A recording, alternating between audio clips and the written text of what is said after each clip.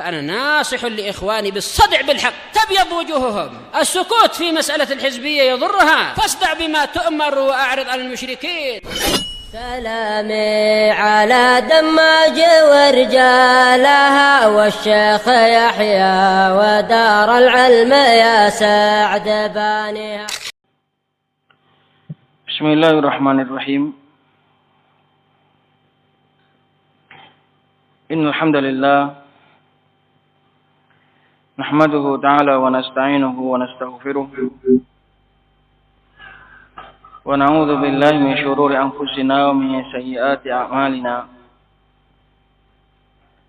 من يهده الله فلا مضل له ومن يضلل فلا هادي له. وأشهد أن لا إله إلا الله وحده لا شريك له وأشهد أن محمدا عبده ورسوله صلى الله عليه وعلى آله وسلم. Amma ba'd. Maka insyaallah pada siang hari ini kita akan memulai pelajaran pada kitab Ad-Durrah Al-Bahiyyah ala Mutammimah Al-Ajurrumiyah yang ditulis oleh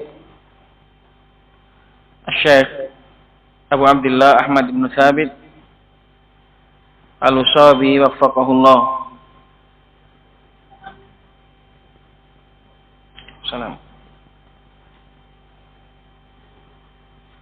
Kitab Ad-Durrah Al-Bahiyyah ini sebagai penjelasan terhadap kitab Mutammimah Al-Ajurrumiyah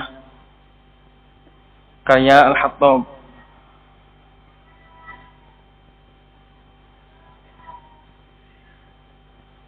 Dan akan kita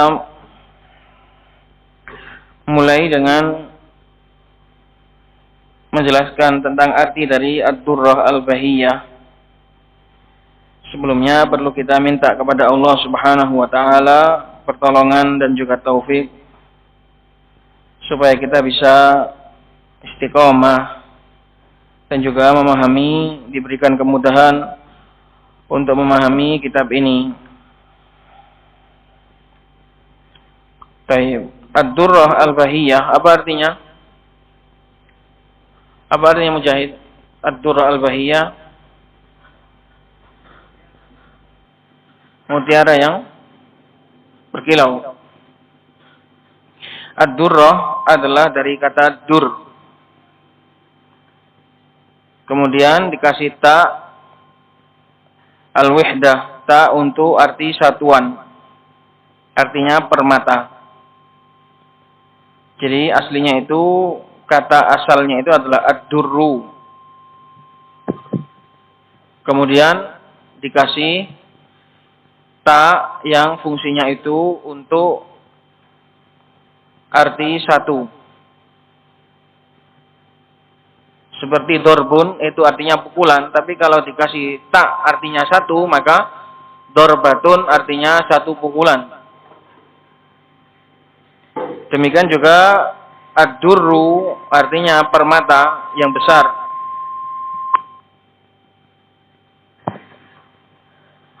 Ad-durru artinya permata besar. Dikecilkan ini elkonya. Baik, ad-durru artinya permata besar, permata yang besar. Kemudian dikasih ta satuan, jadi artinya satu permata. Jamaknya adalah duror. Jamaknya adalah duror atau ad-durrad. Kemudian al-bahiyyah diambil dari kata-kata apa? Al-baha artinya indah. Bahiyah itu wazannya apa? Wazannya apa, Adul? Bahiyah. Fa'il. Berarti aslinya gimana, Jem?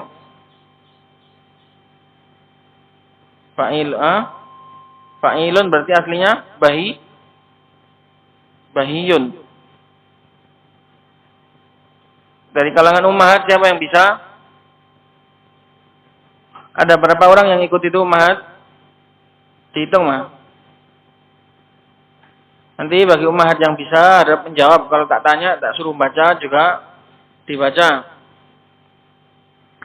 Karena ini aslinya durus untuk ummahat. Ana merasa iba ketika ada yang mengatakan bahwasanya ummahat kita atau akhwat kita masih minim sekali yang bisa nahwu. Ini saya merasa sangat iba sekali. Ketika Ustaz Abu Mas'ud bilang bahwasanya ummahat masih jarang yang bisa nahwu, masih sedikit sekali yang bisa nahwu, ini saya terus terang merasa iba sekali. Maka kalau di ikhwah banyak sekali pelajaran nahwu dan alhamdulillah banyak dari mereka yang mampu. Tapi kalau dari ummahat, kalau setahu ana dulu di pelajaran ana yang dulu, ana kira banyak yang bisa sudah. Maka jangan merasa melemah atau merasa lemah, harus bisa, karena kebutuhan agama, ilmu agama antara laki-laki dan perempuan sama-sama butuh. Justru semakin sedikitnya wanita itu seharusnya semangat untuk belajar dan nanti bisa mengajarkan pada wanita-wanita yang lain. Itu diambil dari semangatnya sebagian sahabiyah kepada Rasulullah, yang beliau minta untuk jangan kalah, ya pasti kalah sama laki-laki, tapi kalaupun kalah jangan terlalu banyak kalahnya. Ghalabana alaikar rijal. Maka wanita juga berhak untuk meminta dan menuntut haknya dari ilmu agama. Taib. Al-bahiyah dari kata-kata bahayabhu, fiilnya adalah bahayabhu, bahwan, dan dia wazannya adalah wazan fa'ilun. Berarti aslinya itu bahiwun. Aslinya itu bahiwun. Kemudian wawunya itu diganti ya jadi bahiyun. Kemudian karena ada bertemu dua sukun akhirnya diidgham bahiyun. Jadi aslinya bahiwun. Maka di situ ada dua ya, kemudian diidgham. Jangan salah, ya yang asli adalah ya yang kedua, yang maksudnya yang bukan tambahan. Kalau ya yang pertama itu tambahan, seperti fa'ilun, ya-nya tambahan. Tapi yang ya dari bangunan kata adalah ya yang kedua, itu adalah gantian dari wawu. Seperti sofiyatun, itu aslinya sofiwun. Sofiyatu, yang sering dipakai nama Sofiyah, itu aslinya dari kata-kata sofa yasfu. Isim fa'ilnya juga sama, aslinya sofiwun. Ini juga sama, bahiwun. Tapi kemudian dihilangkan jadi sofin, jadi bahin. Maka aslinya ini adalah bahiwun. Bahiwun. Kemudian ditambah tak taknis. Nah ini kalau tak yang bahiyah ini adalah taknya tak taknis. Tak untuk menjadikan kata itu dihukumi feminim, dihukumi wanita. Maka tak yang pertama ad-durrah ini tak untuk menunjukkan satu. Kemudian tak yang kedua bahiyatu ini adalah tak yang taknis karena mencocokkan dengan kata durroh. Kata durroh itu dihukumi wanita. Kalau ad-durru mungkin jadinya al-bahiyu. Ad-durru al-bahiyu. Tapi karena ad-durratu maka wajib disamakan karena ini i'rabnya na'at. Ad-durratu al-bahiyatu, aslinya al-bahiwatu. Bahiwun. Kemudian dipindah jadi tadi al-bahiyun. Jadi ala wazan fa'ilun. Dan dia adalah sifah musyabbahah dari fi'il baha yabhu, artinya indah. Sesuatu yang indah.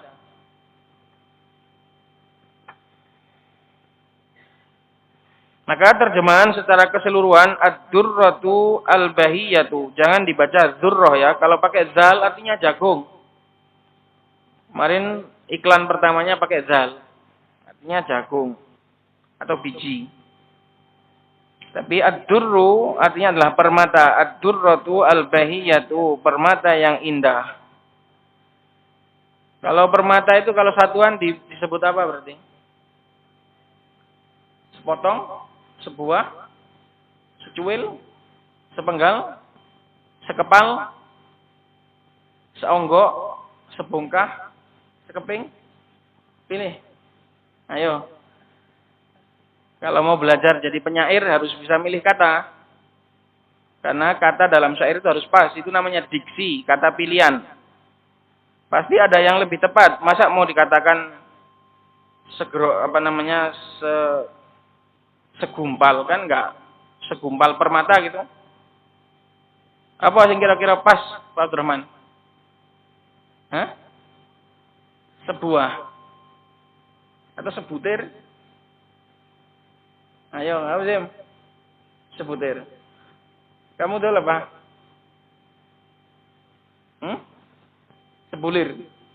Sebuah permata indah. Kamu kuda apa? Sebutir. Tiap-tiap penyair punya selera sendiri. Jadi ad-durra al-bahiyah, kalau saya bilang sekeping permata yang indah. Atau sebongkah permata yang indah. Karena durra itu permatanya besar. Mutiara yang besar. Bukan butir, bukan bulir, bukan gumpal. Ojo seekor. Ikulah, sedek ikulah, seekor. Ekor yang terpotong. Ad-durratu al-bahiyatu, sekeping permata indah. Ala mutammimah al-ajurumiyah. Al-ajurumiyah.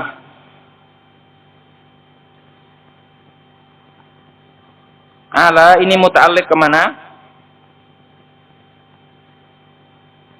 Ala itu kan muta'alliq, mana muta'allaqnya? Jadi muta'allaqnya itu adalah hasil dari ad-durrah al-bahiyah, itu artinya mewakili kalimat syarah. Ad-durrah al-bahiyah itu kan nama. Nama ini adalah tujuannya untuk mensyarah mutammimah al-ajurumiyah gitu. Jadi ala di situ adalah muta'alliq kepada kata syarah yang mahdhuf. Dan ad-durrah al-bahiyah sendiri i'rabnya sebagai khobar. Ini adalah sekeping permata indah atau sebongkah permata indah untuk mensyarah gitu. Jadi ala di sini diartikan untuk mensyarah, jangan diartikan di atas. Tapi tujuannya adalah untuk mensyarah kitab Mutammimah al-Ajurumiyah. Jadi Jurumiyah itu adalah sebuah muqaddimah, sebuah ilmu dasar dalam ilmu nahwu. Terkenal dengan nama Jurumiyah.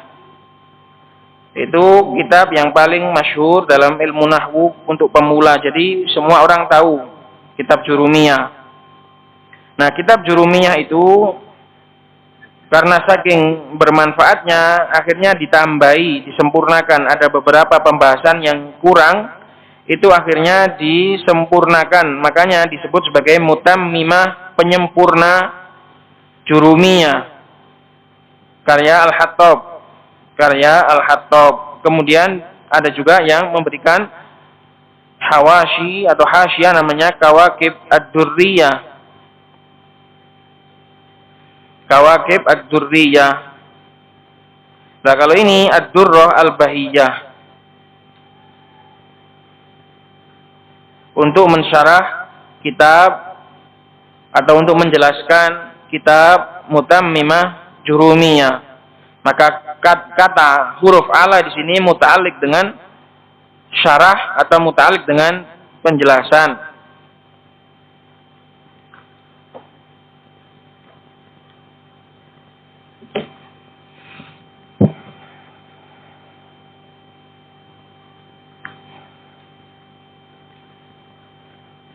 Ta'lifu Abi Abdullah Ahmad ibni Thabitin ibni Sa'id al-Busawi. Ini adalah karangan ta'lif tulisannya Abu Abdullah Ahmad ibnu Thabit ibnu Sa'id al-Busawi.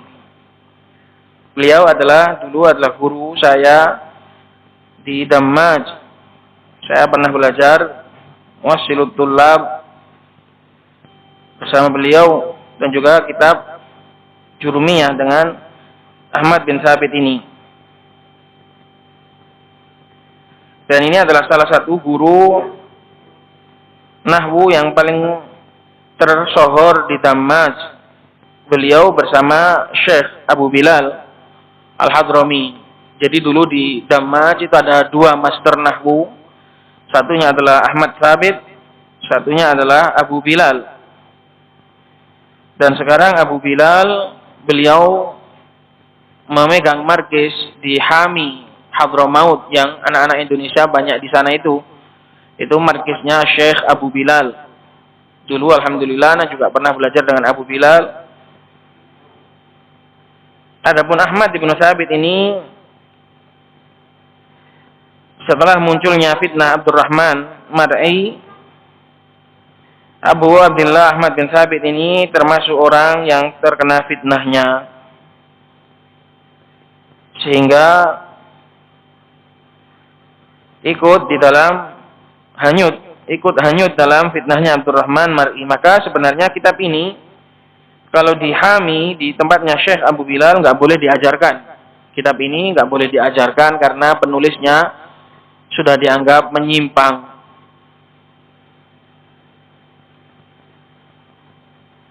Tapi ini tetap kita ajarkan di sini karena pertama tadi adalah kita nggak mendapatkan syarah yang lain untuk Mutammimah Jurumiyah. Dan juga yang kedua, karena ini juga guru saya. Dan yang ketiga, larangan untuk membaca kitab-kitabnya Ahlul Bidah itu perlu dirinci. Kalau kitab itu ditulis setelah dia menjadi Ahlul Bidah, setelah dia melenceng, maka kitab-kitabnya nggak boleh dibaca.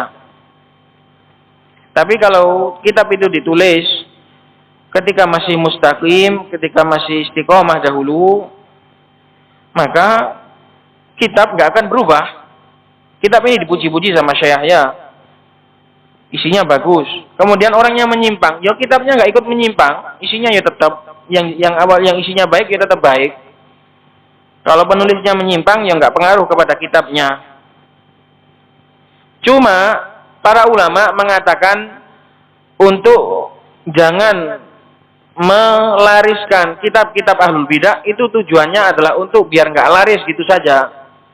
Biar orang-orang itu nggak ngefans, nggak kemudian seneng dengan penulisnya. Lah, alasan ini insya Allah kalau di Indonesia aman, kalau di kita aman.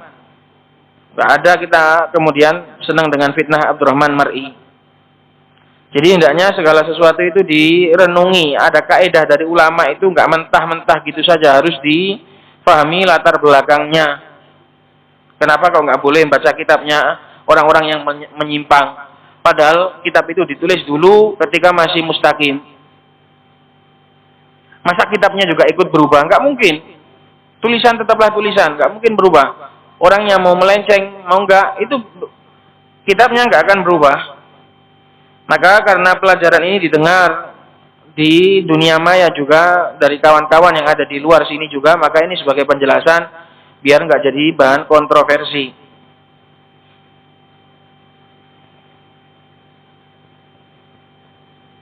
Karena tadi saya di WA sama Lukman yang ada di Yaman sekarang, bahwasanya kata Lukman, kitab ini nggak boleh dibaca di sana. Ya karena di sana memang fitnahnya masih nampak. Fitnahnya masih nampak. Seperti kita di sini misalnya. Masa terus kita mau baca kitabnya orang-orang Jawa Barat, sedangkan permusuhan masih tegak? Nggak mungkin, nggak boleh. Nah itu tujuannya untuk itu saja. Jadi di Yaman dilarang itu juga tujuannya untuk itu saja, untuk menjauhi, untuk supaya tidak dilarisi. Adapun isinya ya sama, isinya itu sama. Maka ini juga sebagai penjelasan ketika ana sebutkan kitabnya Ali Al-Halabi, Ilmu Usulul Bidah, sehingga dikritik. Itu kitab itu ditulis dulu sekali sebelum Ali Hasan dicap sebagai munharif. Jadi kitabnya nggak berubah. Cuma orang-orang itu sayangnya mereka hanya memahami kaidah secara mentah, nggak dimasak, nggak dicerna. Kemudian perkara yang lain, ini adalah kitab nahwu. Ini adalah kitab nahwu. Sedangkan kita kalau mau terlalu ketat harus baca kitab nahwunya Ahlussunnah, ini jarang. Rata-rata ahli nahwu itu mereka semua nggak lurus dalam akidahnya. Bahkan ulama mengatakan salah satu ahli nahwu yang paling terkenal dan juga yang bagus cuma Sibawayh. Lainnya itu kalau nggak Mu'tazilah ya Asy'ariyah. Jadi kalau mau komitmen konsis dengan kaidah nggak boleh baca kitabnya selain Ahlussunnah, kamu nggak boleh belajar Jurumiyah, nggak boleh belajar atau nggak boleh syarah-syarah yang ditulis oleh orang-orang yang nggak jelas itu. Tapi semua itu diamalkan oleh para ulama dan dilakukan oleh para ulama karena memang kitab ini masalah nahwu. Ini masalah nahwu bukan masalah akidah. Adapun tadi nasihatnya para ulama untuk tidak mengambil kitab-kitab mereka itu fungsinya, tujuannya cuma biar nggak melariskan, itu saja. Biar nggak ngefans dengan orangnya. Karena orangnya di Yaman, kita nggak seberapa tahu. Adapun kalau di Indonesia misalnya ada dai-dai yang menyimpang, nggak boleh kita melariskan buku-bukunya. Karya-karya Firanda misalnya, nggak boleh kita lariskan. Atau karya-karya dari kalangan orang-orang yang menyimpang yang lain, nggak boleh karena fitnahnya itu masih terasa. Fitnahnya itu, dampak fitnahnya masih ada. Kalau seandainya kita lariskan buku-buku mereka, ini sama saja kita itu mendorong manusia untuk menerima pemikiran mereka. Itu saja sebenarnya.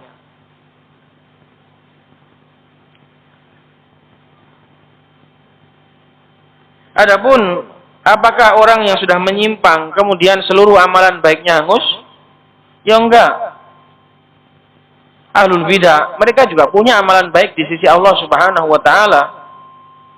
Itu urusan mereka dengan Allah. Allah enggak akan mendolimi. Orang yang pernah melakukan amalan baik, ya tetap amalan baiknya tetap terhitung. Innallaha la yudhi'u ajral muhsinin. Allah enggak akan pernah menyia-nyiakan pahalanya orang-orang yang berbuat baik. Cuma kalau di dunia itu kita tahzir, kita peringatkan manusia darinya, yaitu tadi karena ada tujuan. Bukan berarti kemudian ahlul bidah semuanya enggak punya kebaikan, semua kebaikan mereka harus kita batalkan, enggak. Enggak, salah mazhab seperti itu. Ahlul bidah ataupun ahlul ahwa ataupun orang-orang yang menyimpang baik besar maupun kecil, selama dia tidak kafir, amalannya yang enggak batal. Dia juga punya kebaikan. Seperti ini, kitab ini yang tetap termasuk kebaikan. Penulisnya ya tetap dapat pahala kalau kita baca. Penulisnya ya tetap dapat pahala. Pahalanya juga tetap mengalir. Jadi bukan kemudian orang menyimpang itu kemudian batal semua dan hangus amalannya, enggak seperti itu. Itu adalah mazhab hulu. Hati-hati dengan mazhab hulu. Kita enggak boleh terlalu tamayyuk, terlalu bermudah-mudahan. Kita juga enggak boleh hulu. Harus berusaha di tengah. Itu. Maka tulisannya ahlul bidah ya tetap pahalanya ya tetap ngalir. Orang-orang yang menyimpang, mereka nulis dalam masalah Al-Quran, nulis dalam masalah tajwid, nulis dalam masalah nahwu, nulis dalam masalah sorof, ya pahalanya tetap ngalir. Dia tetap dapat pahala insya Allah kalau ikhlas. Cuma kita peringatkan dari orangnya, ini fungsinya adalah untuk memberikan peringatan. Karena darul mafasid muqaddam ala jalbil masalih. Kenapa kok kita enggak berkawan dengan mereka?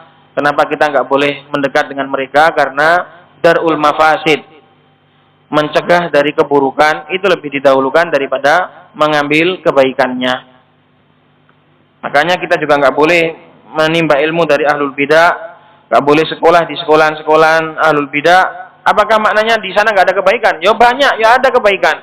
Tapi menjauh, meninggalkan keburukan itu lebih didahulukan daripada mengambil sebagian manfaatnya. Itu biar antum paham manhaj dalam bab ini.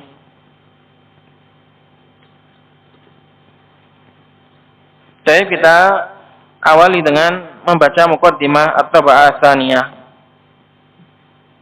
Siapa yang baca ini?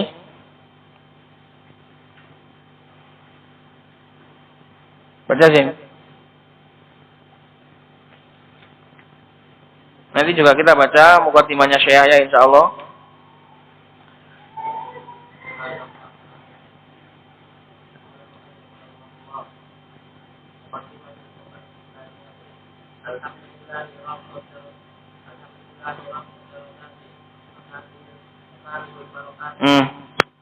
Apa irabnya Rafi?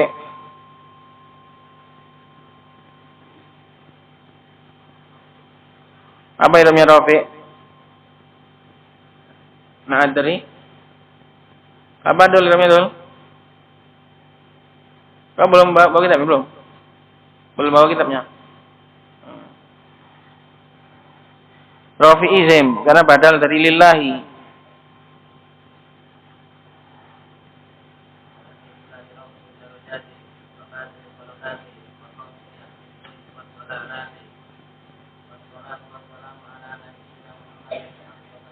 Ayo bairabnya soha.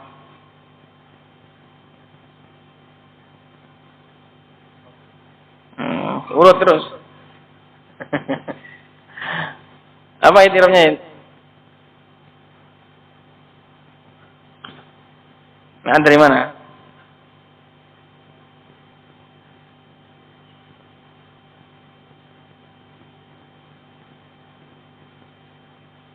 Apa terjemah? Termuji apa lagi? Ayo afsohai apa? Irabnya apa umat? Hah? Badal afsohi zim.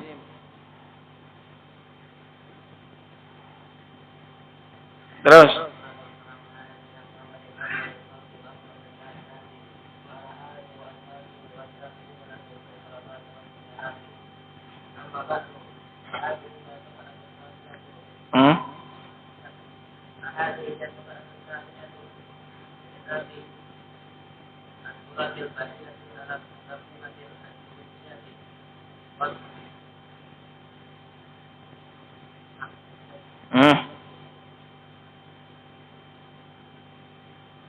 What?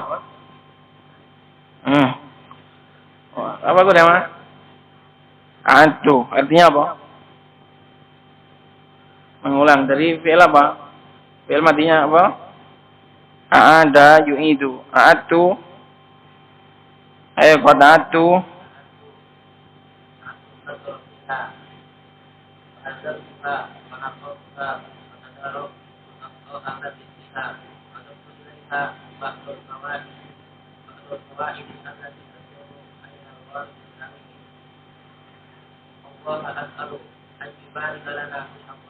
Fi akwat. Akwat jamak kut, jamaknya makanan.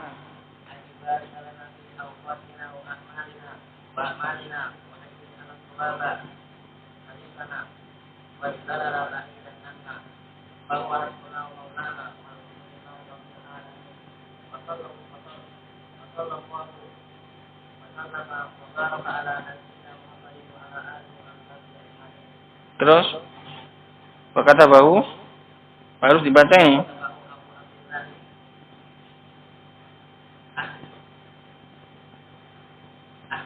Terus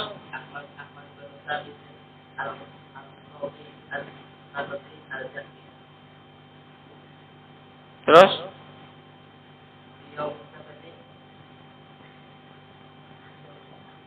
Fi yaumis sabti. Terus gimana? Mana Jid? Masuk di 11. Umat gimana?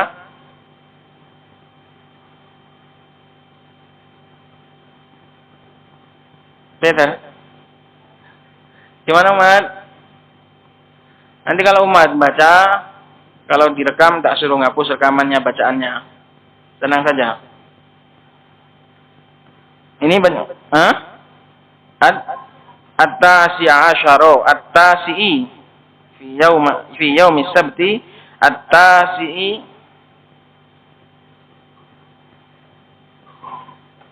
at-tasi'asyara, ya at-tasi'asyara.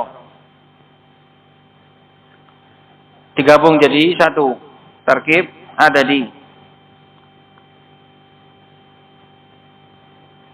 Terus fi asyhari al-khamisi sanata alfin wa arba'imi'atin wa salasina minal hijrah. Harus dibaca semuanya. Qala al-muallif waffaqahullahu ta'ala muqaddimatu at-tab'ati tsaniyati. Muqaddimah dari cetakan yang kedua. Muqaddimah pada cetakan yang kedua. Muqaddimah untuk cetakan yang kedua, sama saja semuanya. Alhamdulillahi rafi'id darajat wa fatihil barakat wa khafidhi ahli zayghi wad dhalalat. Segala puji milik Allah yang sang pengangkat derajat, sang pembuka barokat, dan sang perendah yang merendahkan ahlu zaygh, orang-orang yang menyimpang dan orang-orang yang sesat. Dari kata-kata rafi, fatih, khafid, ini sudah kental. Ini adalah pembahasan nahwu. Ini adalah muqaddimah untuk pembahasan nahwu karena sudah kental, logat nahwunya sudah kental di sini. Ada raf, ada rofa, ada nas, ada fathah, ada khafad. Ini berarti orang sudah harus bisa mengendus, harus bisa mencium bahwasanya ini adalah pembahasan nahwu. Namanya bara'atul istihlal. Wassalatu wassalamu ala nabiyina Muhammad afsahil khalq. Salawat dan salam semoga tercurahkan kepada Nabi Muhammad afsahil khalq, makhluk yang paling fasih. Nabi Muhammad adalah makhluk manusia yang paling fasih. Wa afdhalil kainat, dan semulia-mulianya sesuatu yang ada. Ini muntakot ya ikhwan. Afdhalul kainat kalau memang dari makhluk ya betul.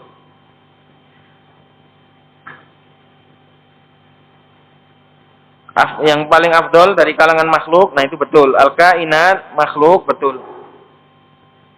Wa ala alihi wa ashabihi wa tabi'ina lahu fil harakati was sakanat, dan semoga tercurah kepada keluarganya, dan juga ashab, sahabatnya, dan juga para tabi'in, orang-orang yang mengikuti beliau di dalam fil harakati was sakanat. Ini juga kental tentang pembahasan nahwu, harokat dan sukun. Maknanya harokat adalah gerak-gerik, sakanat adalah dalam diam. Kita diam juga ikut Rasulullah, kita berbicara juga ikut Rasulullah. Semua ada petunjuknya. Hidup ini semuanya sudah diberi petunjuk, baik untuk diam atau untuk berangkat, semuanya sudah ada petunjuknya. Amma ba'du, adapun setelah ini, maka fahari at-tab'atu tsaniyah, ini adalah cetakan kedua untuk kitabku Ad-Durrah Al-Bahiyah. Ala, ini beda kan? Ada alif lamnya kan?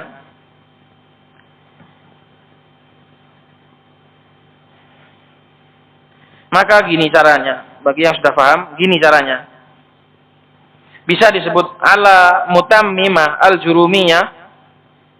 Berarti mutammimahnya diberlakukan, diartikan sebagai penyempurna jurumiyah. Tapi kalau alal mutammimah, maka alif lamnya itu untuk kitab.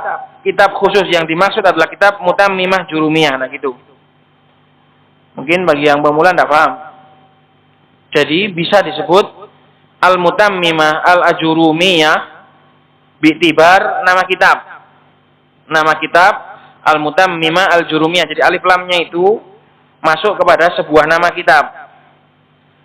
Kalau yang depan tadi nggak ada kan? Ala mutammimah jurumiyah. Itu dalam keadaan mutammimah, kata tammama yutammimu itu diberlakukan alias diartikan penyempurna jurumiyah gitu. Tapi kalau gini jangan diartikan ad-durr al-bahiyah untuk penyempurna jurumiyah, bukan. Karena ini diinginkan nama kitab sehingga dikasih alif lam. Durrah bahiyah untuk kitab mutammimah jurumiyah, nah gitu. Jadi bebas, boleh dikasih alif lam, boleh tidak. Kalau dikasih alif lam berarti ini nggak diberlakukan. Mudhaf ilaihnya nggak diberlakukan. Kan aslinya mutammimah jurumiyah itu kan i'rabnya mudhaf ilaih. Mafhum ummahat? Mutammimah jurumiyah itu aslinya i'rabnya itu kan mudhaf ilaih. Mutammimah mudhaf, jurumiyah mudhaf ilaih. Kalau dikasih alif lam maka nggak diberlakukan. Nggak diberlakukan mudhaf ilaih. Maksudnya nggak diartikan, ya mutammimah jurumiyah gitu saja. Gitu, biar nggak bingung. Ada juga nanti pembahasan mudhaf itu juga bisa dikasih alif lam. Mudhaf itu juga bisa dikasih alif lam.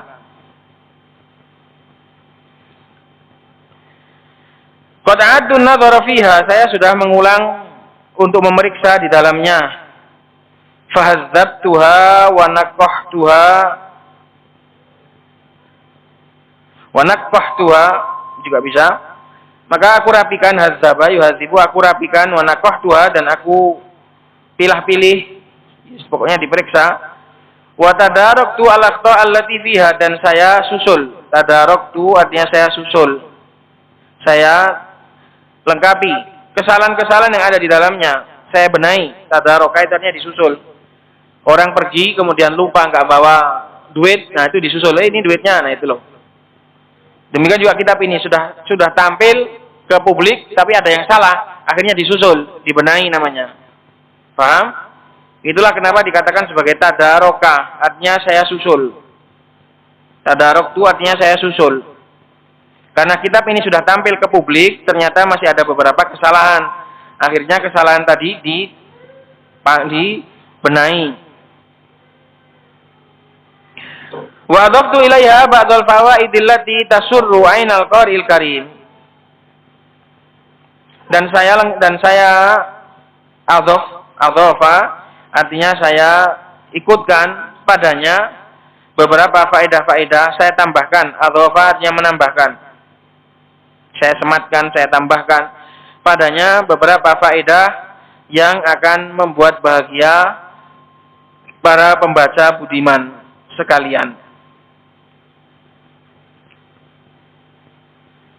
Kalau dalam bahasa Indonesia biasanya para pembaca yang mulia, para pembaca budiman. Itu budiman. Fallah as'al, maka aku meminta kepada Allah an yubarika lana fi awqatina wa a'marina wa a'malina, supaya semoga Allah memberkahi bagi kami di dalam waktu-waktu kita, umur-umur kita dan juga amalan-amalan kita. Wa an yaj'ala shawaba halifana, dan semoga Allah menjadikan kebenaran itu sebagai halif. Halif adalah man yalzamu syai'a fi syarra'i wad dharra, seseorang yang atau apa-apa yang selalu mengiringi baik suka maupun duka, itu namanya halif. Halif adalah sesuatu yang setia baik dalam suka maupun duka, itu namanya halif. Maka kebenaran itu harus kita jadikan sebagai halif. Kita harus setia pada kebenaran baik suka maupun duka. Baik kita senang maupun waktu kita nggak senang, kita harus benar. Nggak boleh ngikuti hawa nafsu. Kebenaran adalah bekalnya seorang mukmin. Di mana saja dia berada, dia pasti akan mengikuti kebenaran. Itu namanya, semoga Allah menjadikan kebenaran itu sebagai pengiring kita. Halif maknanya adalah pengiring yang setia. Karena kadang manusia itu tahu benar, tapi dia terbawa oleh hawa nafsu sehingga nggak mau mengambilnya. Maka ini adalah doa yang baik. Semoga Allah menjadikan kebenaran itu sebagai pengiring setia kita. Wazzalala ba'idan anna, dan semoga Allah menjadikan kesalahan-kesalahan itu jauh dari kita. Fahuwa hasbuna wa maulana, sungguh Allah itu adalah pencukup. Hasb Sang Maha Pencukup kita, wa maulana, dan maula wali kita. Walhamdulillahirabbil alamin. Segala puji bagi Allah Rabb semesta alam, wa sallallahu wa sallama wa baraka ala nabiyina Muhammad wa ala alihi washabi ajmain. Ditulis oleh Ahmad bin Thabit pada hari Sabtu tanggal 19 bulan kelima tahun 1430. Berarti sudah 14 tahun dari sekarang. Hampir 14 tahun dari sekarang. Nah, pada saat itu berarti tahun sekitar 2008 ya, itu masih anget-angetnya fitnah Abdurrahman Mar'i. Karena Abdurrahman Mar'i itu awal-awal 2007 2008 itu mulai pecah. Kalau ini mukaddimahnya saya ini lebih dulu 3 tahun 1427. Qala muqaddimatu Syekh Yahya bin Ali Al-Hajuri hafizahullah taala. Kata pengantar muqaddimah itu pengantar dari Syekh Yahya bin Ali Al-Hajuri hafizahullah taala. Abu Abdurrahman Yahya bin Ali Al-Hajuri hafizahullah taala. Alhamdulillahi al-qaili fi kitabihil karimi wa kullahum fi anfusihim qawlan baligha. Segala puji milik Allah yang telah berkata di dalam Al-Qur'an yang mulia, dan katakanlah wahai Nabi kepada mereka sebuah ucapan yang menyentuh di dalam hati-hati mereka.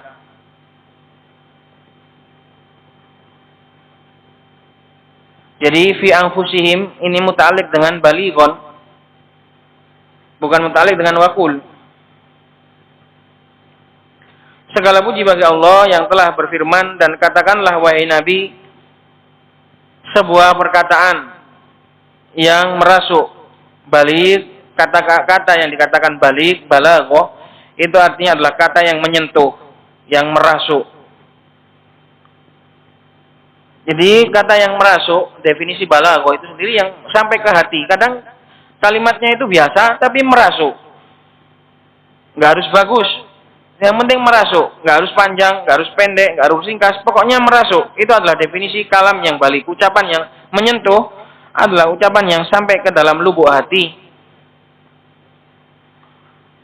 Maka Rasulullah SAW diperintahkan oleh Allah untuk mengatakan ucapan yang menyentuh. Maka beliau adalah orang yang baligh. Beliau adalah seorang yang baligh. Baligh itu beda dengan baligh. Kalau yang baligh artinya sudah baligh itu balighun. Kalau yang balighun itu bukan artinya juga bukan baligh. Artinya itu yang fasih atau yang katanya itu menyentuh. Jadi jangan salah ngartikan, nanti sampean kayak gini diartikan hukumnya sudah balik. Salah. Wa asyhadu an la ilaha illallah wahdahu la syarikalah. Saya bersaksi bahwasanya tiada sesembahan yang berhak disembah kecuali Allah saja. La syarikalah, tidak ada sekutu baginya. Aqamal hujjata ala ibadihi bayanan wa tabligha. Allah sudah menegakkan hujjah atas seluruh para hambanya. Hujjah telah tegak kepada seluruh hamba, baik secara bayan maupun secara penyampaian, secara penjelasan maupun secara penyampaian, itu semuanya sudah sampai semua kepada para hamba itu. Faqala ta'ala, maka Allah katakan, bukti bahwasanya Allah itu sudah menyampaikan hujjah kepada para hamba. Faqala ta'ala, maka Allah mengatakan, wa ma arsalna mir rasulin illa bilisani qaumihi liyubayyina lahum. Lihat, ayat ini adalah ayat yang sangat penting sekali untuk belajar nahwu. Dan tidaklah kami utus dari seorang rasul pun kecuali dia pasti akan kami utus menggunakan lisan kaumnya masing-masing. Tujuannya, fungsinya adalah liyubayyina lahum, untuk menjelaskan kepada mereka. Fayudillullahu man yasha' wa yahdi man yasha'. Maka Allah akan menyesatkan siapa yang ia kehendaki, wa yahdi man yasha', dan akan memberi petunjuk Yahdi di sini adalah hidayah apa? Siapa yang Allah kehendaki? Hidayah apa di sini? Hidayah apa? Hidayah irsyad atau hidayah taufik? Taufik. Kenapa? Kenapa kok ini hidayah taufik? Kenapa, Amam? Karena ini digantungkan dengan kehendak Allah. Sedangkan kalau hidayah irsyad, semua orang pasti dapat. Makanya kalau ada hidayah yang digantungkan dengan kehendak Allah, itu berarti hidayah taufik. Karena hidayah irsyad semuanya dapat tadi. Sudah tadi. Bilisani qaumihi.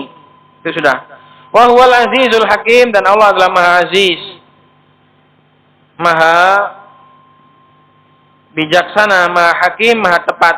Enggak ada yang salah. Allah memberikan hidayah kepada suatu kaum, itu juga karena Allah tahu. Allah menyesatkan suatu kaum, itu juga karena Allah tahu. Dalam ayat ini terdapat penjelasan, terdapat faedah. Yang pertama adalah tadi yang dikatakan Syekh Yahya, Allah itu sudah memberikan hujjah kepada seluruh makhluk, kepada seluruh mukallaf, dengan cara mengutus Rasul. Dan Rasul itu pun semuanya diutus menggunakan bahasa kaumnya masing-masing. Tujuannya adalah supaya untuk bisa lebih sempurna penjelasannya.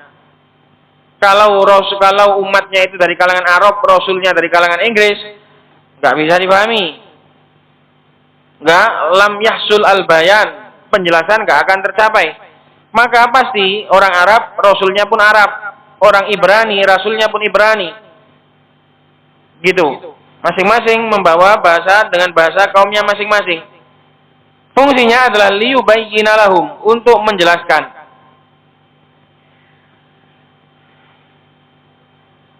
Jadi semuanya sudah dijelaskan oleh para Rasul. Maka dalam ayat ini terdapat dalil semakin orang itu faham dengan bahasa Rasulnya, maka akan semakin kuat sebab untuk mendapatkan hidayah. Dan dalam ayat ini terdapat dalil bahwasannya semakin faham bahasa Rasul, itu berarti semakin kuat, semakin diharapkan untuk mendapatkan petunjuk. Karena faham terhadap kalam Rasul itu adalah apa tadi? Kok lali mana? Itu adalah sebab untuk mendapatkan petunjuk. Itu adalah sebab. Maka kita, yang Nabi kita itu nggak menggunakan bahasa Indonesia, otomatis kita yang harus mempelajari bahasa Nabi kita. Nah gitu loh. Supaya tercapai hujah Allah Subhanahu wa ta'ala. Sampean orang Indonesia nggak boleh beralasan, ya Allah, saya nggak tahu agamamu, saya nggak bisa menyembahmu karena Rasul engkau utus dengan bahasa Arab, sedangkan saya bahasa Indonesia. Nggak boleh gitu. Karena Allah sudah memutus udzur.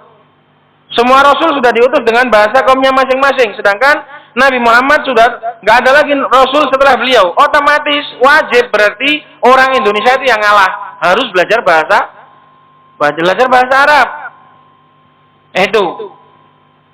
Maka dalam ayat ini terdapat anjuran untuk mempelajari bahasa Arab lebih daripada yang lain.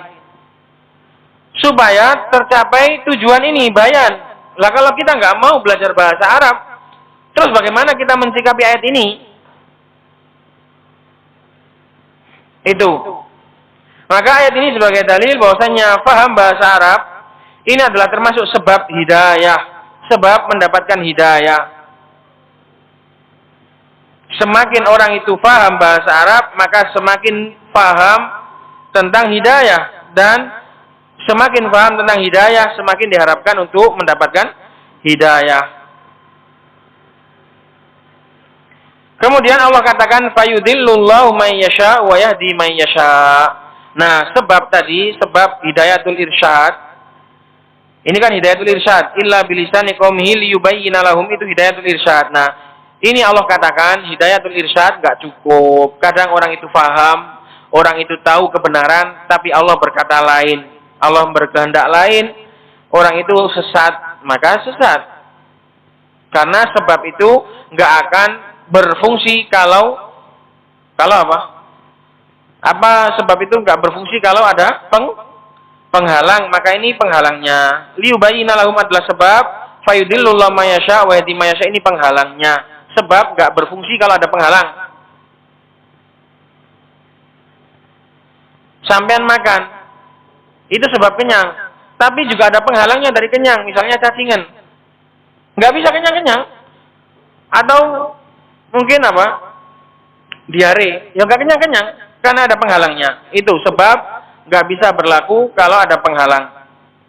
Maka di sini ayat ini sebagai dalil seorang itu hendaknya mempelajari bahasa Arab supaya semakin paham dengan ucapan Rasul.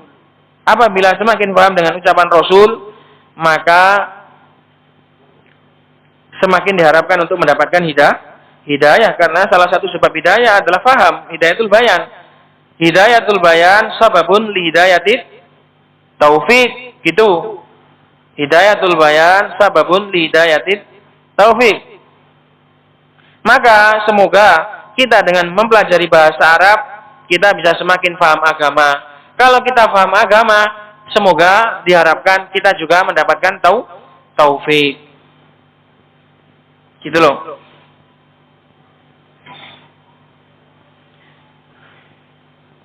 Dan lihat Rasulullah SAW, Allah Subhanahu Wa Taala mengatakan bilisani qaumihi, dengan lisan kaumnya, bukan hanya bilisan sesama bahasa Indonesianya, tapi bilisan kaumnya.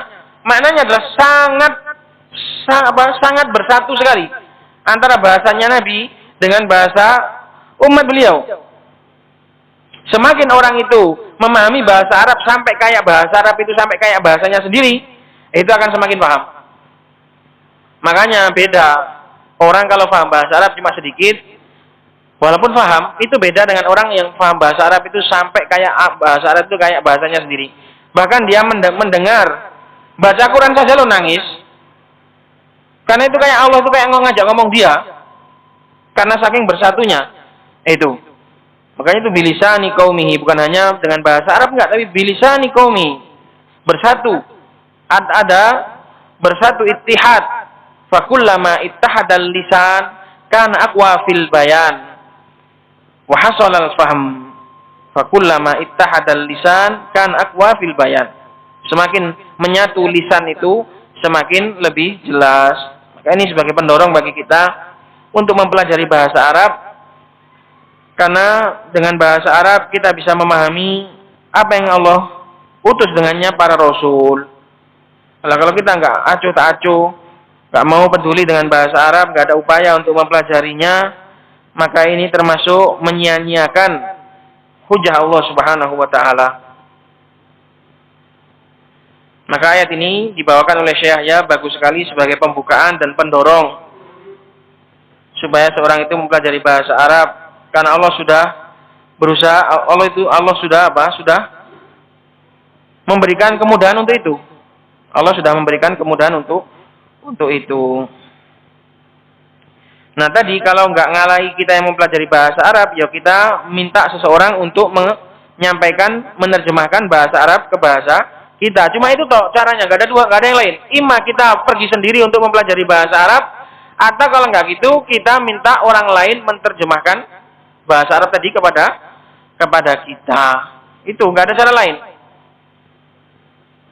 Berarti ima kita baca kitabnya ulama itu dengan kitab terjemahan, atau kita sendiri yang nyusul untuk belajar bahasa Arab. Karena Rasul sudah nggak ada, Nabi sudah meninggal dan sudah nggak ada lagi Rasul, nggak ada lagi diutus Rasul pakai bahasa Indonesia, nggak ada.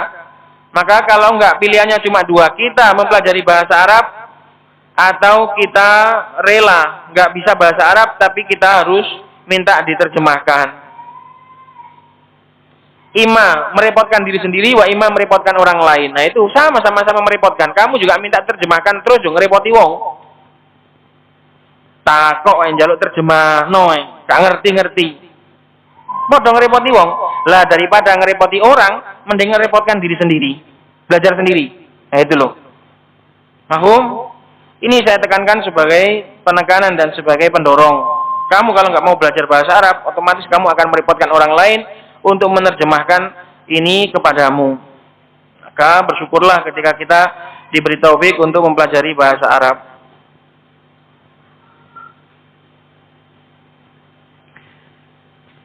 Wa asyhadu anna Muhammadan abduhu wa rasuluhu afsahal arabi khitaban, dan saya bersaksi bahwa Muhammad adalah hambanya dan juga rasulnya, sekaligus beliau adalah orang Arab yang paling fasih khitaban pembicaraannya, wa ablaghahum nutqan, dan yang paling balik, yang paling menyentuh ucapan beliau, wa i'raban, dan juga penjelasan. I'rab di sini jangan diartikan i'rab istilah, tapi i'rab bahasa ini artinya penjelasan. Nanti dikatakan nabi i'rab. Enggak pernah nabi i'rab. Marfu'un wa alamat rafi, enggak pernah. Tapi wa ablaghahum nutqan wa i'raban ai i'rab al-lughawi. Dan beliau adalah orang yang paling balik ucapan serta penjelasannya gitu. Amma ba'du, adapun setelah ini fa innal lughatal arabiyyata hiya maddatu fahmi dinillah. Bahasa Arab adalah maddah. Maddah itu artinya bahan utama, bahan pokok untuk memahami agama Allah. Nah, ini kata Syekh ya, bahasa Arab itu modal pokok untuk memahami agama Allah. Kenapa? Karena kalau kita nggak paham bahasa Arab, otomatis kita akan tadi minta terjemahkan. Lah kalau diterjemahkan, ya kok ini terjemahno bener, terjemahno salah. Bahaya. Maka bahasa Arab adalah modal utama, modal pokok, bahan pokok untuk memahami agama Allah al-haq, yang hak, al-mabni alal Qur'anil munazzal. Bisa dibaca munzal, bisa dibaca munazzal. Apa bedanya munzal dengan munazzal? Apa bedanya?